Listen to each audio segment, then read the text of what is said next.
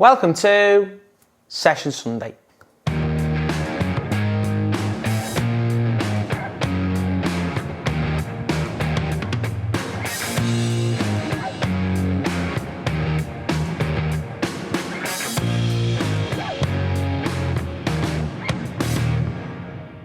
Hi guys, it's Jack Edwards, and in today's video we're going to be taking a look at attacking on transition.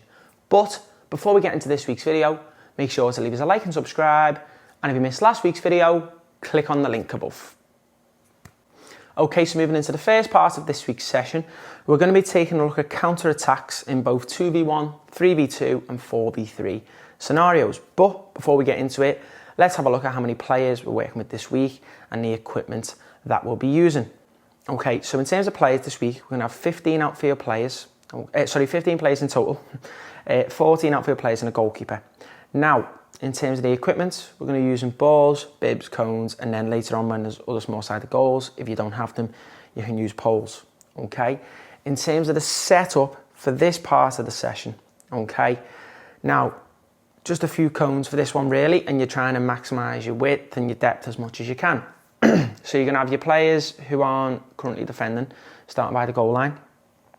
You want your defender starting around about the penalty spot, about 12 yards.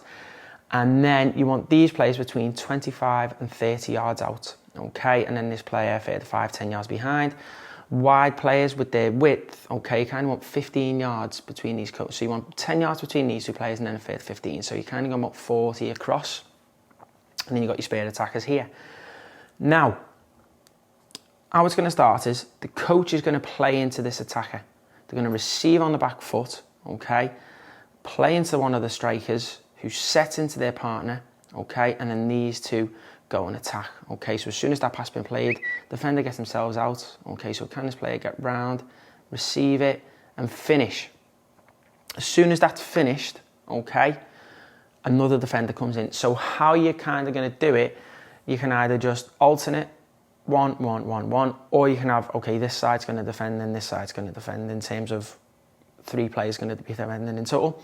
As soon as that's finished, coach plays into the attacker, defender gets themselves up, okay, then it's a 3v2 scenario. So we could see this player driving into here, this player pulls off into space, okay, it gets played into the attacker here, drives in, okay, and then looks to play it across goal for a finish. Now, the final one. Players are then getting themselves back up, okay? It gets played to a wide player. Then we get a 4v3. So wide player receives the ball. What are they trying to do? Attack inside. So what could they get?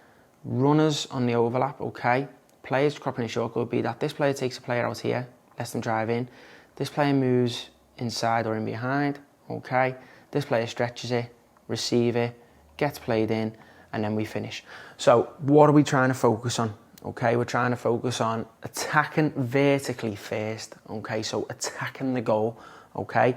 Our support runs, so when this player's got the ball, okay, we need players, okay, making runs in behind, okay, making runs off the shoulder, okay, creating space, okay, for the player in possession to be able to drive into and providing them options to play into space to then look to score.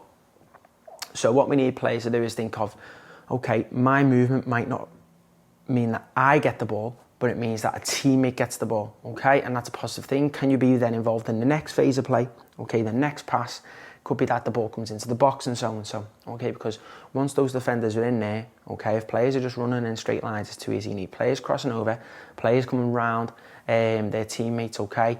As disguise runs, as decoy runs, to create space to then go and attack. It needs to be done with intensity, okay, at a speed as well, and a tempo, which is more difficult for defenders. You're trying to make the ball not stop, okay, so that the defender's constantly on the move. There's more chance of us getting into score. Now, as soon as it's finished, okay, the 3 attackers drop out. So 1, 2, 3, drop out. Winger goes back to here. These 3 defenders will drop out, okay. Then we see 1 more defender come in. Gets played in, it could go the opposite way now, so he receives it, bounces in we go, okay, and this player might make a run across, defender comes in, gets squared in, finished. And then player receives the ball again, opens out, get another player in, we get players going wide, okay, This player might look to drive in, and then, oh, this player spins out. This player is wide, creating space, drive in, finish. Final one, this player is coming out, okay. Winger receives the ball, looks to drive in. This player moves out, okay. This player comes wide, this player drives in, okay, created space to go in and finish. Now, if you wanted to, you could maybe swap some certain players over, swap the wide players over as well after a certain amount of time, okay. Let's say you've got a load of attackers, okay, and midfielders, you can swap these players over so they're trying to defend the counter-attack as well. So again, support runs, attacking vertically, okay, being positive, okay, and doing it at a high intensity. We will now move into our first animation before moving on to part 2 of this week's session.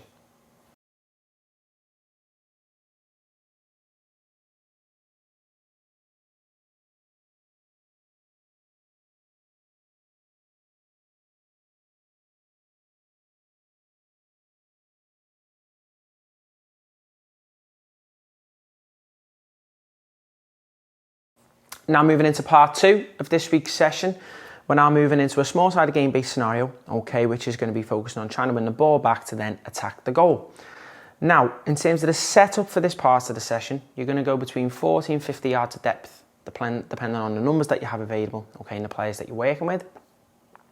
Now, in terms of the width, again, around about the same, about 40 yards, so 2 20-yard areas, okay, 2 goals here for the Blues, so we're trying to block passes through here. Now, the Blues are locked in apart from this one player, the central player. You could put that in a separate bib if you wanted to. Now, for the Reds, okay, what we're trying to do is, okay, we're trying to block these block passes. So until this ball comes into an area where it looks like there's danger, okay, we want the players to kind of lock on, okay, and then once there is danger in these areas, okay, the player can drop in to then look to block it. Now, the Reds are free to move anywhere.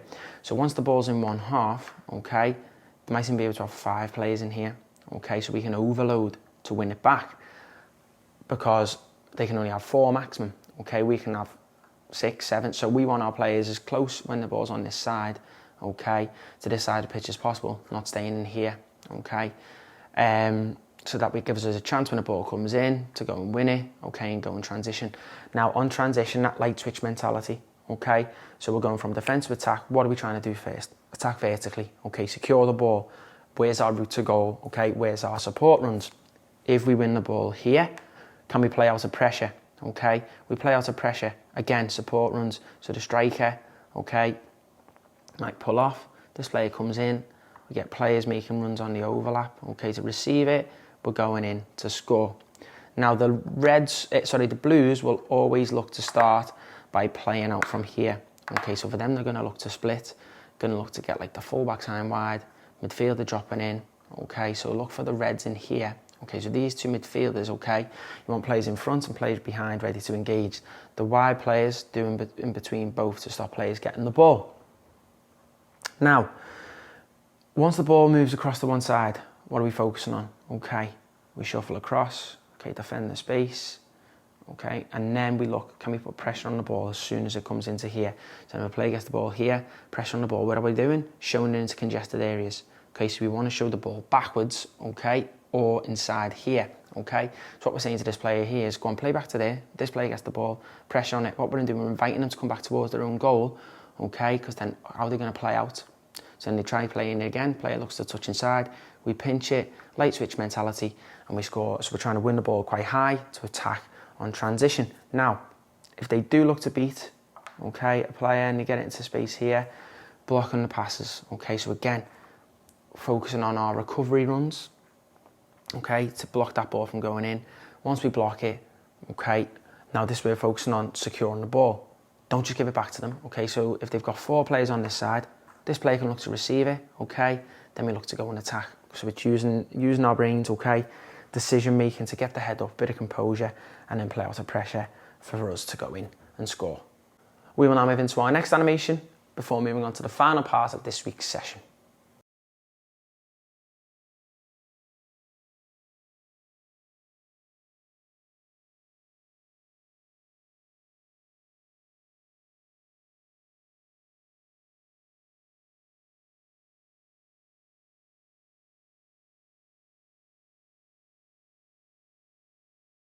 Okay, now moving into the final part of this week's session, we're now moving into a small-sided game-based scenario, which is going to be focusing on winning the ball in central areas to go and attack.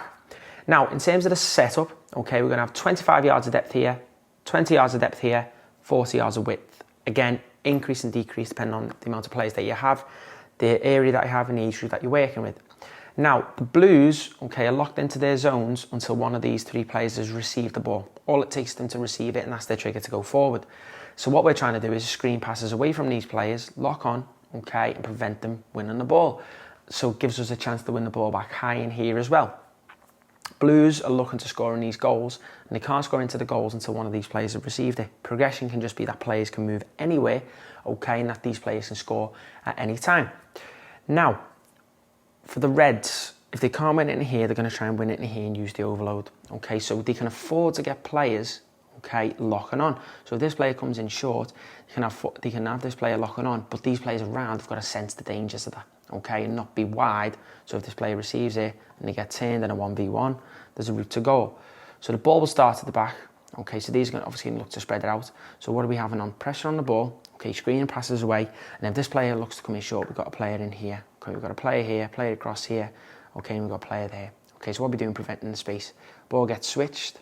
Okay, players come across. Okay, we're managing it again. Okay, forcing them to come in deep to try and receive the ball. Okay, if they play through, reaction. Okay, to back to goal, can we go and press it? Okay, force them back into here. Get players around the ball, okay, so suffocate the space, okay, and prevent their options. Now, when the Reds win the ball, okay, so let's say this player looks to turn a player past me, win it here. Now, secure the ball, okay, once we've secured it, attack vertically, support run. So we've got the ball here, there's a pass there, attacking here, okay, so these players will have narrowed off in here. Can this player spin out? This player might be able to drop in, okay, gets missed out, we play into the attacker here, and then we go to score, but we're looking to get bodies up the pitch quickly, okay? It could be a 2v1 scenarios, it could be 3v2 scenarios, 4v3, it could be 2v2s, and so on. So we've got to focus on our support runs for the player in possession of the ball. Now, as soon as there's a goal or the ball goes out of here, okay, starting again with the keeper. Out to the side, we do throw-ins, okay? So again, for the Reds, focusing on our angles and distances. Okay, so when this player's got the ball and we've got the player pressing, what we don't want is this red player here. As soon as that centre-back gets the ball, they can take it in and play in. When this player's got the ball, inside the pitch, okay, because you're saying, okay, switch it, go and try and switch it, because we can press that long pass. Okay, the player's in behind here, okay, managing the space in between. Okay, so look at that, we're locked onto here, okay, managing that space there, okay, saying to them, go and try and play that pass, we're screening it to try and intercept. Again, when the ball comes wide, there's pressure on the ball, player inside. Okay, we've got players covering the space, okay, and managing it. So what it takes again is communication. Be patient, wait for the right triggers, and then if a ball goes back, it's a bad touch. Can we get on it? Okay, what do we need then? Light switch mentality. Okay, players getting up the pitch, players supporting the player in possession, and then we're looking to score. You could swap the players over and swap certain players over again if you wanted to, especially if you're working with younger players and you're working on different positions as well. We will now move into our final animation before concluding this week's session.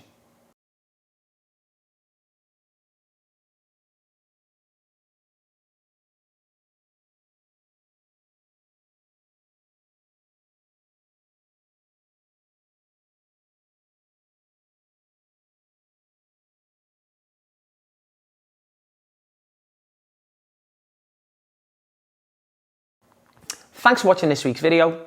Don't forget to head over to our website where you can sign up to view all of our exclusive content. And we'll see you next week for another Session Sunday.